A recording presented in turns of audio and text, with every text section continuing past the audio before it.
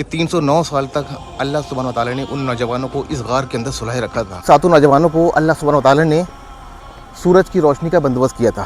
अल्लाह अज़्ज़ व जल ने सूरह अल कहफ में एक ग्रेव ये है, एक कब्र ये है, कमाते है अंदर कमरा है। यहाँ पर वो सातों नौजवान नींद के आगोश में सो रहे थे 309 साल के तवील अरसे तक। नाज़रीन, आपको हल्का हल्के से देखिए बोन्स नज़र आ रहे होंगे। ये तो जो सूरज की रोशनी सिर्फ बाहर तक रहती थी, ये वो रोशनदान है जहाँ से दोस्तों ये काफ़ी ईमान को ताज़ा करने वाला वाक़या था ये। और दोस्तों ये वो जगह है जहाँ पर सूरज की रोशनी आती थी। अस्सलाम वालेकुम रहमतुल्लाहि व बरकातहू। मोअज़्ज़िज़ नाज़रीन, कैसे हैं आप सब दोस्तों? जैसे कि आप लोगों को पता है, इस वक्त मैं जॉर्डन में हूँ और अभी हम लोग ज़ियारत करने वाले हैं असहाबे कहफ की, जिसका तज़किरा सूरह अल कहफ में मिलता है। वो सात नौजवान जिनको अल्लाह सुब्हानहू व तआला ने ईमान की दौलत से सरफराज किया था और 309 साल तक नींद में सुलाए रखा था। और उनके बारे में आपको पूरा तफसील से बताऊंगा, शुरू से लेकर एंड तक क्या हुआ था। फिलहाल बिना देर के शुरू करते हैं आज का व्लॉग। लेकिन स्टार्ट करने से पहले मेरी आप लोगों से गुजारिश है, अगर आप लोग चैनल राह सफ़र में नए हैं तो बराए करम चैनल को सब्सक्राइब करें और वीडियो अच्छा लगे तो उसको शेयर करें। तो फिलहाल शुरू करते हैं असहाबे कहफ के साथ में आज का व्लॉग। सूरह अल कहफ में अल्लाह अज़्ज़ व जल इरशाद फरमाता है कि हमने उन 7 नौजवानों को ईमान की दौलत से इतना सरफराज किया कि उनके सीनों में किसी और का खौफ बाकी ना था। दोस्तों, ये दास्तां है ईसा अलैहिस्सलाम के विसाल के 250 साल बाद की। और ईसा अलैहिस्सलाम के विसाल के बाद ईसाई मज़हब का कुछ हाल ठीक नहीं चल रहा था, लोगों में इख्तलाफ पैदा हो रहे थे।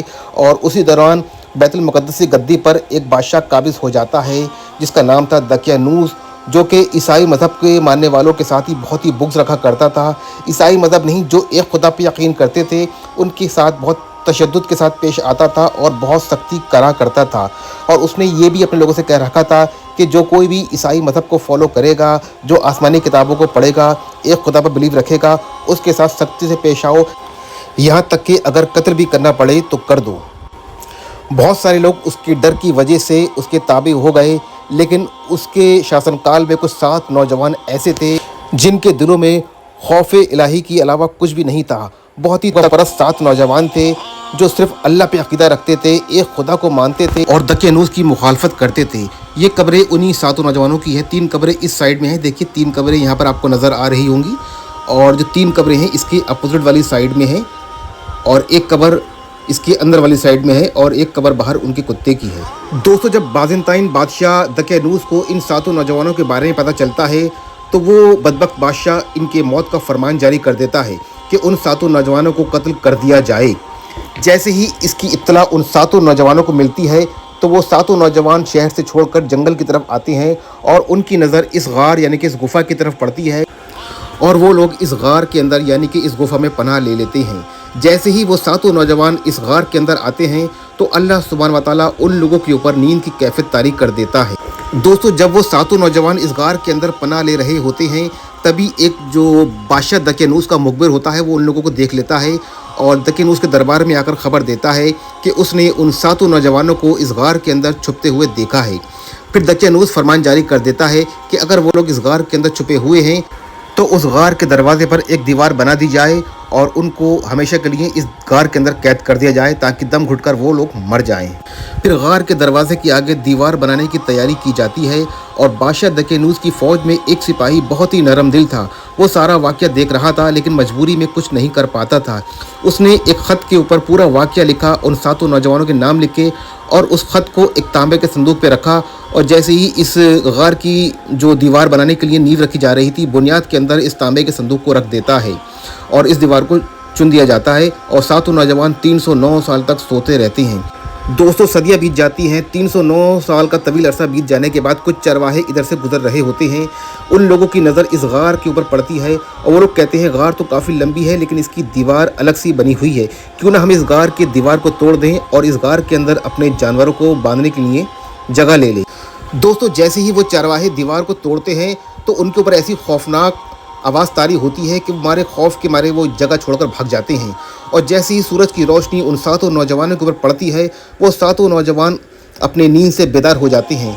दोस्तों, 309 साल का तवील अरसा बीत जाता है लेकिन ना तो उनकी उम्र बड़ी थी, ना ही उनका जिस्म लागर हुआ था, ना ही उनके बाल सफ़ेद हुए थे।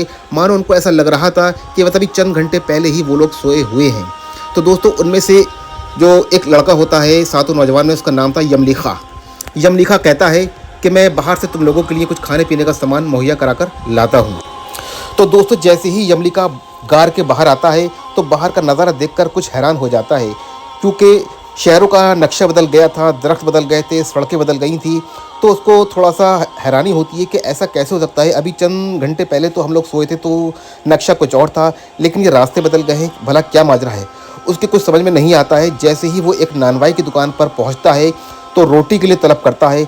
नानवाई उसको रोटी देता है और जैसे ही वो सिक्का उसको नानवाई को पकड़ाता है तो नानवाई उसका हाथ पकड़ लेता है।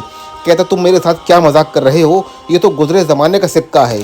ये सिक्का तो 300 साल पहले बादशाह दकियानूस के ज़माने में चला करता था। और उस नानवाई को लगता है या तो ये कोई जासूस है या इसके हाथ कोई पुराना ख़जाना लगा है। यमलीखा उसको बहुत समझाने की कोशिश करता है, लेकिन वो नानवाई मानने को तैयार नहीं होता है और उसको बादशाह के सिपाहियों के सुपुर्द कर दिया जाता है। 200-300 साल के बाद जो बैतुल मुक़द्दस की गद्दी पर बादशाह बैठता है वो बहुत ही सॉफ्ट और बहुत ही नरम दिल बादशाह था, जिसका नाम बैदरोस था। और ईसाई धर्म को लेके वो बहुत ही जो फ़िक्रमंद था, क्योंकि वो चाहता था कि हमारे सारे लोग एकजुट हो जाएं, एक खुदा पे यकीन रखें। लेकिन कुछ लोग जो भटक गए थे उनको लेके बहुत ही फ़िक्रमंद हुआ करता था और बारगाह इलाही में दुआ करता था कि ए रब तो कुछ ऐसा मौजज़ा दिखा कि जैसे लोग फिर से अल्लाह की तरफ लौट आएँ। जब बैदरोस बादशाह के सामने यमलीखा को लाया जाता है तो यमलीखा उस बादशाह से तलब करते हैं और कहते हैं कि आप यहाँ पर कैसे बैठ सकते हैं, ये जगह तो बादशाह दकियानूस की थी। बैदरोस बादशाह कहता है कि दकियानूस को मरे हुए तो 300 साल हो चुके हैं। लेकिन यमलीखा कहता है कि ऐसा कैसे हो सकता है, हम लोग तो बस अभी कुछ घंटे पहले ही उस गार के अंदर सोए हुए थे, मेरे 6 साथी और हैं, आप चाहो तो वहाँ चलकर देख सकते हो। बादशाह बैदरोस खुद जाता है अपने सिपाहियों के साथ उस गार के पास। दोस्तों जैसे ही बैदरोस बादशाह पहुंचता है उस गार के पास तो उसके हाथ वो संदूक लग जाता है जिसमें दकियानूस के ज़माने के सिपाही ने वो ख़त लिखा था। बादशाह बैदरोस वो ख़त पढ़ता है और उस ख़त के अंदर उन 7 नौजवानों की पूरी दास्तान लिखी हुई थी, जो कशीदगी दो तशद्दुद उन लोगों के साथ किया गया था। और ये ख़त देखकर वो पढ़कर बहुत हैरान हो जाता है और बारगाह इलाही में एक अल्लाह का शुक्र अदा करता है और लोगों से कहता है कि ये देखो ये अल्लाह का मौजज़ा है, उन नौजवानों को अल्लाह सुब्हानहू व तआला ने हिफाजत के तौर पर 300 साल तक सुलाए रखा, ये अल्लाह का मौजज़ा नहीं है तो और क्या है। और उन 7 नौजवानों को भी इस बात का इल्म हो जाता है कि वाकई में हम लोगों को सोए हुए 309 साल हो चुकी है और अल्लाह अज़्ज़ व जल को अपना एक मौजज़ा दुनिया वालों के लिए दिखाना था। दोस्तों ये दास्तां पूरी सूरह अल कहफ में मौजूद है और नबी करीम सल्लल्लाहु अलैहि वसल्लम ने भी सूरह अल कहफ की तिलावत कसरत से करने को कहा गया है जुमे वाले दिन। अगर आप इसकी तिलावत करोगे तो आप दुनियावी किसी भी फितने से आप महफूज रहोगे। दोस्तों फिर उसके बाद अल्लाह अज़्ज़ व जल उन 7 नौजवानों को मौत की आगोश में सुला देता है हमेशा के लिए इसी गार के अंदर। और जो बैदरोस बादशाह होता है वो इन 7 नौजवानों को इसी गार के अंदर अलग अलग कब्रों में, अलग अलग ताबूतों में दफना देता है। दोस्तों अब जो मौजूदा हुकूमत है जॉर्डन की, उन लोगों ने इन 7 नौजवानों की हड्डियों को एक ही जगह इकट्ठा करके एक ही कब्र के अंदर डाल दिया है, वो मैं आपको दिखा रहा हूँ। नाज़रीन आपको हल्के हल्के से देखिए बोन्स नज़र आ रहे होंगे। ये तो यहाँ की जो जॉर्डनी हुकूमत थी यहाँ की, वो बादशाह ने सारी बोन्स को इकट्ठा करके इस केव के अंदर जमा कर दिया है इबरत के लिए। और दोस्तों ये वो जगह है जहाँ पर सूरज की रोशनी आती थी, उन लोगों को मिलती थी, जिस वजह से उनकी जो है बॉडीज़ को जो एनर्जी मिलनी थी सूरज की वो इस जगह से मिलती थी। अल्लाह सुब्हानहू व तआला ने हर चीज़ का इंतज़ाम कर रखा था। और ये जगह है जहाँ पर उन लोगों को अल्लाह सुब्हानहू व तआला ने 309 साल तक सुलाए रखा था। जी हाँ, ये जगह है वो। ये जो मकामात है, अंदर कमरा है, यहाँ पर वो 7 नौजवान नींद की आगोश में सो रहे थे 309 साल के तवील अरसे तक। माशाल्लाह तबारकल्लाह दोस्तों। हालांकि इसके अंदर कोई दरवाज़ा, कोई रोशनदान नहीं है, लेकिन गार के अंदर ये एक हिस्सा था। उस ज़माने में यहाँ से सूरज की हल्की सी रोशनी आती थी, सूरज की तपिश नहीं आती थी, रोशनी आती थी। और उनका ग़िज़ा का इंतज़ाम अल्लाह सुब्हानहू व तआला ने गैर से कर रखा था, फ़रिश्ते उनको ग़िज़ा देते थे। और ये यहाँ का जो मेन द्वार है, जो सूरज की रोशनी सिर्फ बाहर तक रहती थी, अंदर नहीं आती थी। लेकिन किसी वजह से उनको जो भी था सूरज की, ना तो उनको गर्मी का एहसास होता था ना किसी और चीज़ का एहसास होता था। इसी वजह से अल्लाह ने अपनी एक मौजज़ा दिखाया अपना और 309 साल तक उन नौजवानों को सुलाए रखा था एक बातिल तक से बचाकर। ये भी एक ज़िंदा मौजज़ा है जिसको अल्लाह अज़्ज़ व जल ने सूरह अल कहफ में ख़ास तौर पर पेश किया है। और नबी करीम सल्लल्लाहु अलैहि वसल्लम ने फरमाया है कि हर जुमे के रोज़ हर मोमिन को सूरह कहफ की तिलावत करनी चाहिए। दोस्तों मैं आपको वो जगह दिखा रहा हूँ जहाँ से उन 7 नौजवानों को अल्लाह सुब्हानहू व तआला ने सूरज की रोशनी का बंदोबस्त किया था, जहाँ से उन लोगों को और रोशनी मिला करती थी। काफ़ी संकरी पहाड़ी चलना पड़ेगा, उधर से जाना है।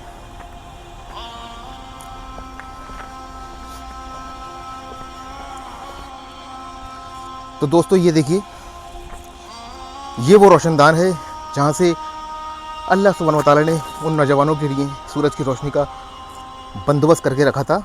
यहाँ से उन लोगों तक सूरज की रोशनी पड़ती थी। माफ़ी चाहूँगा, थोड़ा सांस फूल गई है क्योंकि चलना पड़ा है और जीने भी नहीं है यहाँ के, तो बड़ा रिस्क है।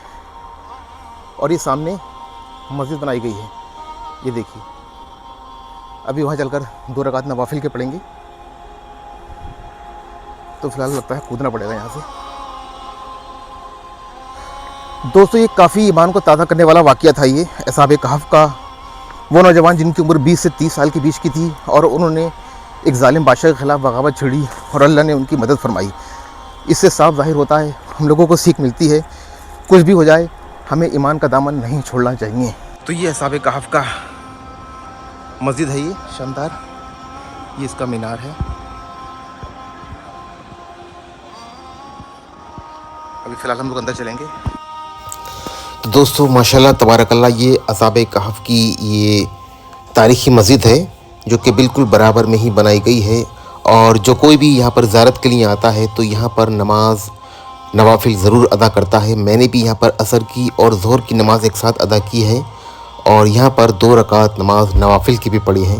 और बहुत ही शानदार और बहुत ही खूबसूरत मस्जिद है ये, माशाल्लाह तबारकल्लाह। अल्लाह सुब्हान व तआला हम सबको यहाँ की ज़ियारत का शर्फ अदा फरमाए। तो दोस्तों माशाल्लाह तबारकल्लाह, इस खूबसूरत सी मस्जिद के अंदर अभी नमाज असर हमने अदा की और ज़ोहर की भी कसर नमाज अदा की हमने। माशाल्लाह बहुत ही शानदार खूबसूरत मस्जिद है। और हो भी क्यों रहा, क्योंकि साथ में इतने नेक बंदे, अल्लाह के नेक लोग आराम फरमा रहे हैं। फिलहाल दोस्तों असहाब कहफ के व्लॉग बस इतना ही था। अगर ये मेरा आज का व्लॉग आपको पसंद आया हो, अच्छा लगा हो, इसको लाइक करें, शेयर करें, कमेंट करके बताएं कि आज का व्लॉग आपको कैसा लगा। दूसरे व्लॉग में आपसे बहुत जल्दी मुलाकात रहेगी और ज़ियारतों का व्लॉग यहीं चलते रहेंगे। तब तक देखते रहिए राह सफ़र। अल्लाह हाफ़िज़, शब ख़ैर।